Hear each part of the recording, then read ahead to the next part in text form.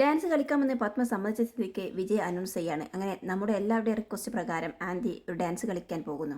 കൂടെ എൻ്റെ പ്രിയതമയും ആൻറ്റിയുടെ മകളുമായ ഇന്ദ്രജയും കളിക്കുന്നുണ്ട് എന്ന് പറയാം. ഇത് കേട്ട് എല്ലാവരും ക്ലാപ്പ് ചെയ്യാണ്. ഇന്ദ്രജ ആദ്യം ഞാനില്ല എന്നൊക്കെ പറയാണ്. പിന്നെ പത്മയെ നിർബന്ധിക്കുകയാണ്. അങ്ങനെ വിജയ് അവർക്കായിട്ട് നല്ലൊരു സോങ് പ്ലേ ചെയ്ത് കൊടുക്കുക കേട്ടോ. അതൊരു ക്ലാസിക്കൽ ഡാൻസ് ആയിരുന്നു കേട്ടോ. അങ്ങനെ അവർ നല്ല ഉഷാറായിട്ട് തന്നെ കളിക്കാൻ. ഇത് ചെറുതെല്ലാം കാണുന്നുണ്ടെങ്കിലും അദ്ദേഹം അതൊന്നും മൈൻഡ് ആക്കാതെ മറ്റേതോ ഒരു ലോകത്തെന്ന പോലെ നിൽക്കുകയാണ്. ഡാൻസ് എല്ലാം കളിച്ചു കഴിഞ്ഞപ്പോൾ എല്ലാവരും ഭയങ്കരമായിട്ട് നല്ല അഭിപ്രായം തന്നെ പറയാൻ കേട്ടോ.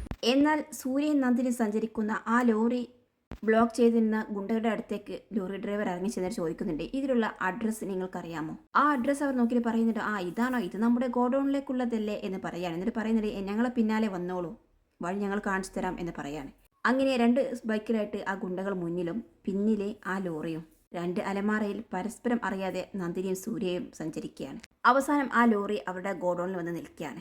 ലോറിയിൽ നിന്നും ആ ഗുണ്ടകൾ തന്നെ 2 അലമാറയെ താഴെ ഇറക്കുകയാണ്. ഭയങ്കര വെയിറ്റ് ആണല്ലോടാ ഇത് എന്നൊക്കെ പറയാണ്. ശേഷം അവർ ഗോഡൗണിന്റെ അകത്ത് കൊണ്ടുപോരാണ്ടോ. ആദ്യം നന്ദിനി നിന്നിരുന്ന സ്ഥലം എവിടെയാ, അതേ സ്ഥലത്ത് തന്നെ അവൾ തിരിച്ചെത്തിയിരിക്കുകയാണ്. അതേസമയം കാലൻ ബൈജുവിനെ കാണിക്കുന്നുണ്ട്. ഗംഗയുടെ കയ്യിൽ നിന്നും നല്ല വഴക്ക് കേൾക്കേണ്ട അവർക്ക്. ഗംഗ ബൈജുവിന്റെ മുഖത്തടിക്കുകയാണ്. എന്നിട്ട് പറയുന്നത്, ജോലി ഏൽപ്പിച്ചപ്പോൾ എന്തൊക്കെയായിരുന്നു നിന്റെ വീരവാദം? ഈ സിറ്റി നിന്റെ ഉള്ളം കയ്യിലാണ്. ഇവിടെ നിത്യേന നടക്കുന്ന മരണങ്ങൾ നീയും നിന്റെ കൂട്ടുകാർ സൃഷ്ടിച്ചതാണ്. അങ്ങനെ ആയിരുന്നില്ലടാ നീ ഇതുവരേക്കും പറഞ്ഞത് എന്ന് പറയാണ്. ബൈജു പറയുന്നത്, മാഡം എന്താണ് സംഭവിച്ചത് എനിക്കറിയില്ല. അവൾ ഞങ്ങളുടെ കയ്യിൽ നിന്നും രക്ഷപ്പെട്ടു. അവരാണെങ്കിൽ നമ്മൾ അയച്ചു കൊടുത്ത ലൊക്കേഷനിലേക്ക് ഇതുവരേക്കും എത്തിയിട്ടുമില്ല. ഗംഗ പറയുന്നുണ്ട്, ഈ ലോകത്ത് നിനക്ക് മാത്രമേ ബുദ്ധിയുള്ളൂ എന്ന് വിശ്വസിച്ചത് എന്റെ മണ്ടത്തരം. സൂര്യയെക്കുറിച്ച് പറഞ്ഞപ്പോൾ ഞാൻ വ്യക്തമായിട്ട് പറഞ്ഞിട്ടില്ലല്ലേ അവനെ നിസ്സാരമായിട്ട് കാണരുത് എന്ന്. അപ്പോൾ ഗംഗയുടെ സഹോദരൻ ബൈജുവിനെ തള്ളിയിട്ട് പറയുന്നുണ്ട്, നിനക്ക് ആരാടാ കാലൻ ബൈജു എന്ന് പേരിട്ടത്? ആ പേരിൽ നിനക്കെന്ത് യോഗ്യതയുള്ളത്?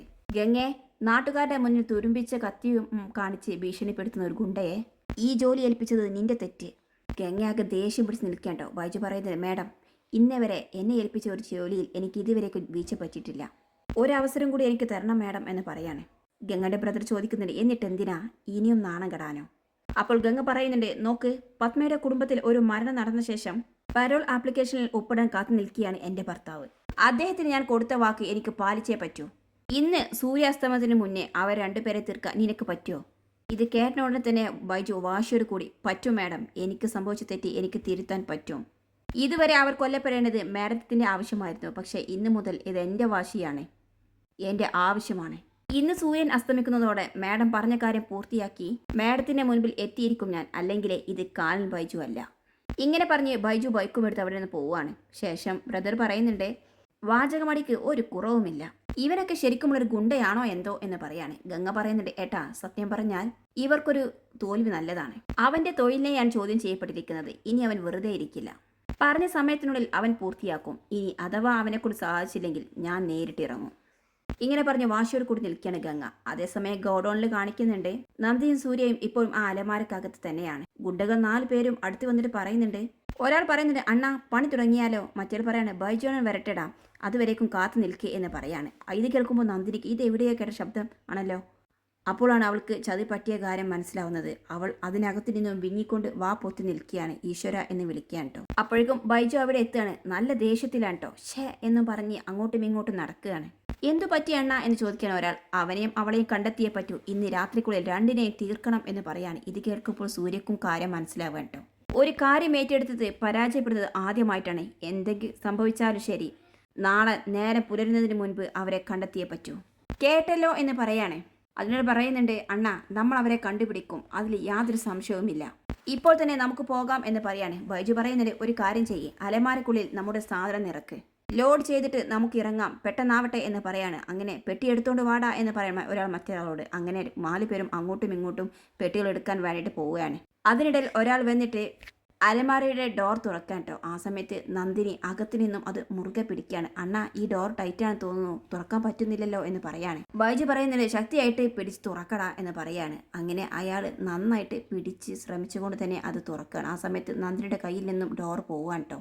ആ ഡോർ ഓപ്പൺ ആയതും അതിനുള്ളിൽ പേടിച്ച് നിൽക്കുന്ന നന്ദിനിയെ അദ്ദേഹം കാണുകയാണ്. സന്തോഷത്തോടു കൂടി, അണ്ണ അണ്ണ അതേ നോക്കണ്ണ എന്ന് പറയാണ്. ബൈജു അവളെ നോക്കിയതും അവനും ഭയങ്കര സന്തോഷമാവും കേട്ടോ. അടിമുടി അവളെ നോക്കിയിട്ട് പറയുന്നുണ്ട്, ആ അതാണ് എന്ന് പറയാണ്. അപ്പോഴേക്കും ഇറങ്ങടി, അവിടെ നിന്നും ഇറങ്ങടി എന്ന് പറയാൻ നന്ദിനി പേടിച്ചുകൊണ്ട് അലമാരയിൽ നിന്നും പുറത്തേക്ക് ഇറങ്ങുകയാണ്. തേടി പോകേണ്ട ആവശ്യം വന്നില്ല അണ്ണ, അവൾ നമ്മളെ തേടി വന്നത് കണ്ടോ എന്ന് പറഞ്ഞ് ചിരിക്കുകയാണ്. അപ്പോഴാണ് അകത്തിരിക്കുന്ന സൂര്യ ഷോക്കായിട്ട് നന്ദിനി എന്ന് പറയുന്നത്. ബൈജു പറയുന്നത് അങ്ങനെയൊന്നും ഞങ്ങളുടെ മുന്നിൽ നിന്ന് നിനക്ക് രക്ഷപ്പെടാനാകില്ല. അങ്ങനെ ആയിരുന്നെങ്കിൽ പുറത്തേക്കിറങ്ങിയ നീ ഇതിനുള്ളിൽ കയറി ഇങ്ങോട്ടേക്ക് തന്നെ തിരിച്ചു വരില്ലായിരുന്നല്ലോ.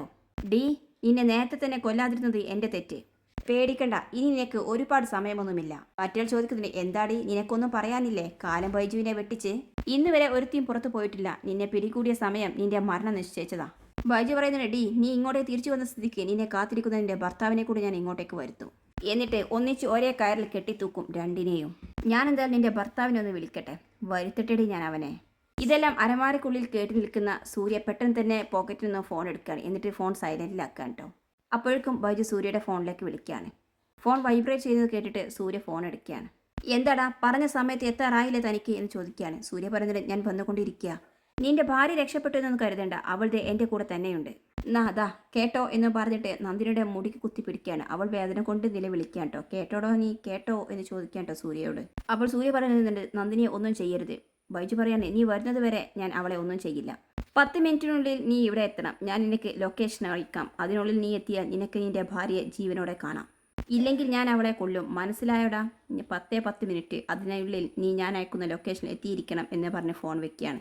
സൂര്യയായിട്ട് ആ ലൊക്കേഷൻ എടുത്ത് മറ്റാർക്കോ ഫോർവേഡ് ചെയ്യാണ്. എന്നിട്ട് പഴയതുപോലെ തന്നെ ഫോൺ പോക്കറ്റിൽ വെക്കുകയാണ് കേട്ടോ. ശേഷം ബൈജു നന്ദിനിയോട് പറയുന്നുണ്ട് 10 മിനിറ്റ്, അതാണ് നിന്റെ ഭർത്താവിന് കൊടുത്തിരിക്കുന്ന സമയം. അതിനുള്ളിൽ അവൻ എത്തിയിട്ടില്ലെങ്കിൽ നിന്നെ ഞാനിവിടെ കെട്ടിത്തൂക്കും. അപ്പോൾ നന്ദിനി പറയുന്നത് അതിനു മുൻപ് എൻ്റെ സൂര്യ സാർ വരും, എനിക്ക് ഉറപ്പാണ്. അപ്പോൾ ഗുണ്ടകളിൽ ഒരാൾ പറയുന്നുണ്ട് അണ്ണാ, ഇവളുടെ കോൺഫിഡൻസ് കണ്ടോ, ഭാര്യമാരായാൽ ഇങ്ങനെയാവണം, ഭർത്താക്കന്മാരെ കുറിച്ച് നല്ല കോൺഫിഡൻസ് ഉണ്ടാവണം എന്നൊക്കെ പറയാണ്. അപ്പോൾ ബൈജു പറയുന്നുണ്ട് ചാവുന്നതിന് മുൻപ് പലരുടെയും കോൺഫിഡൻസ് നേരിട്ട് കണ്ടവനാണ് ഈ ബൈജു. അപ്പോൾ നന്ദിനി പറയുന്നത് എന്നെ കൊല്ലാൻ വേണ്ടി നിങ്ങൾ ഇവിടെ എത്തിച്ചപ്പോൾ ഞാൻ എൻ്റെ മനസ്സിലൊരു തീരുമാനം എടുത്തിട്ടുണ്ട്.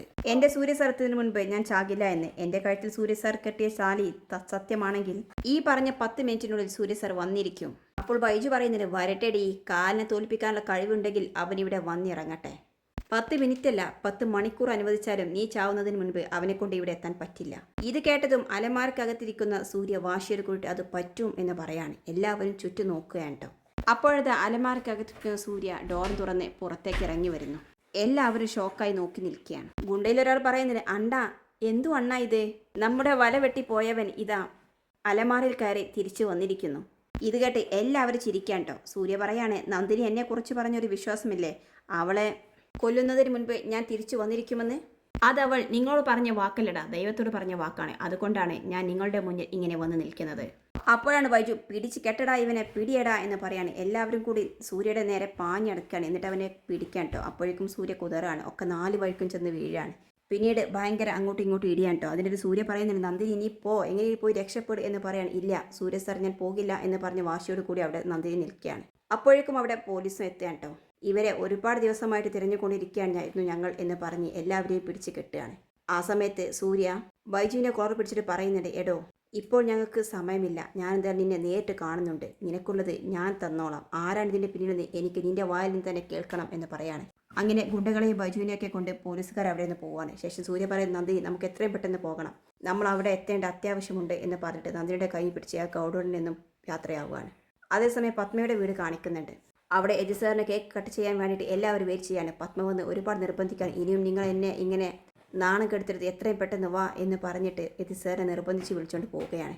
അങ്ങനെ എല്ലാവരും കേക്ക് കട്ട് ചെയ്യാൻ വേണ്ടി നിൽക്കുകയാണ് കേട്ടോ. സന്തോഷത്തോടു കൂടി ചിരിച്ചു നിൽക്കുന്ന പത്മയെ കാണിച്ചിട്ടാണ് ഇന്നത്തെ എപ്പിസോഡ് അവസാനിക്കുന്നത്.